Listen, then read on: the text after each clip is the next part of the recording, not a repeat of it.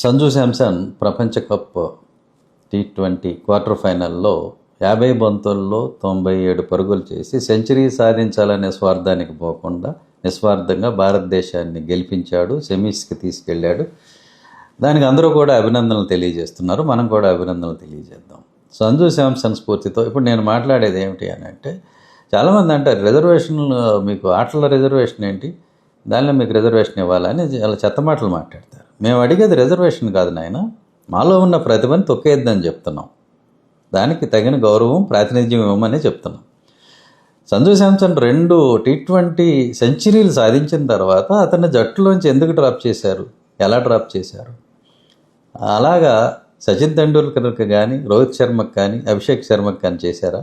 Sachin తెండూల్కరే 99వ century నుంచి 100వ సెంచరీకి వెళ్ళడానికి మధ్యలో ఎన్ని ఇన్నింగ్స్ తినేసాడో మన అందరికీ కూడా తెలుసు.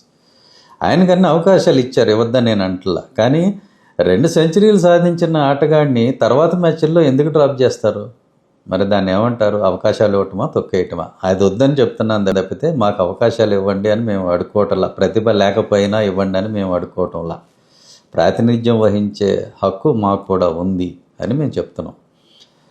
ఇక ఇదే విషయం మన ఎజెండాకు వస్తే, దళితవాడ పంచాయతీ కానీ, మన దళిత క్రైస్తవులకి దళిత హోదా కానీ, అలాగే దళిత సోదరులందరికీ కూడా, దళిత బిడ్డలకి, చదువుకున్న వాళ్ళకి ఎలాంటి గ్యారంటీ కానీ వడ్డీ కానీ లేని రుణాలు 2 నుంచి 5 కోట్ల వరకు ఇవ్వాలని మన 3 డిమాండ్లతో మనం అనేక మందిని కొలుస్తున్నాం. అనేక బీసీ సంఘాలతో, వివిధ రాజకీయ పార్టీలతో మాట్లాడటం జరుగుతుంది. వారందరికీ కూడా మనం చెప్పేది ఒకటే, ఈ ఎజెండాని మీరు అంగీకరిస్తేనే మనం ఏమైనా మాట్లాడటానికి ఉంటుంది, ముందుకెళ్దాం. లేదు అంటే నేను మాట్లాడడానికి ఏమీ లేదు అని చెప్తున్నా. అలాగ మన ఎజెండాని అంగీకరించిన అందరితో నేను మాట్లాడుతున్నాను. కాపు సోదరులు మన ఎజెండాకు మద్దతు పలికారు, వారికి ధన్యవాదాలు. బీసీ సోదరులు కూడా ముందుకు వచ్చారు, త్వరలో మీరు చూస్తారు ఆ రిజల్ట్స్ కూడా. బీసీలు కూడా ఈ మన 3 ఎజెండా పాయింట్స్కి, దళితుల ఎజెండా, ఇది ఏమి ఎజెండా కాదు, నా ఎజెండా కాదు, దళితుల ఎజెండాకి బీసీ సోదరులు కూడా పెద్ద ఎత్తున ఈరోజు మద్దతు పలికే పరిస్థితి ఉంది. అది కూడా మీ ముందుకు వస్తుంది త్వరలోనే, చాలా భారీగా. ఆ విధంగా సమాజంలో అన్ని వర్గాలు ఈ డిమాండ్ని ఆమోదిస్తున్నాయి, దీన్ని ఎవరు ఆపలేరు ఇంకా. కాబట్టి బాబాసాహెబ్ అంబేద్కర్ చెప్పినట్లుగా అందరికీ అవకాశం రావాలి, అణగారిపోయిన వర్గాలన్నిటికీ కూడా వారిని వారు పరిపాలించుకునే అధికారం, న్యాయం చేసుకునే అధికారం రావాలి. అదే నేను మాట్లాడాను. కాపు సోదరుడు ముఖ్యమంత్రి కావాలని నా ఆకాంక్ష వ్యక్తం చేశాను. అదేవిధంగా బీసీలకు కూడా ముఖ్యమంత్రి అయ్యే అవకాశం రావాలి. అలాగే అంబేద్కర్ వాదాన్ని నమ్మే మాదిగ సోదరుడు కూడా ముఖ్యమంత్రి కావాలి.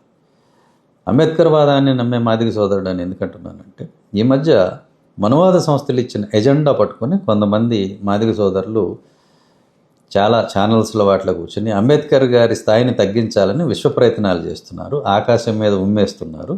అది వాళ్ళ వల్ల అయ్యేది కాదు. కానీ అలాంటి వాళ్ళు కాకుండా విశాల భావాలు ఉన్నటువంటి అంబేద్కర్ ఐడియాలజీని ఆమోదించే మాదిగ సోదరుడు కూడా ముఖ్యమంత్రి కావాలి. ఎందుకంటే మాల కులం నుంచి ఆల్రెడీ దామోదరం సంజీవయ్య గారు 2 సంవత్సరాలు ముఖ్యమంత్రిగా చేశారు.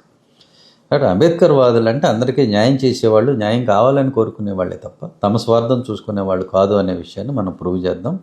ఈ సంజు శాంసన్ స్ఫూర్తితో మరొకసారి మనం అందరం కూడా ముందుకు పోదాం. అందరికీ జై భీమ్. సంజు శాంసన్కి మరొకసారి మనందరి తరఫున శుభాకాంక్షలు. Thank you.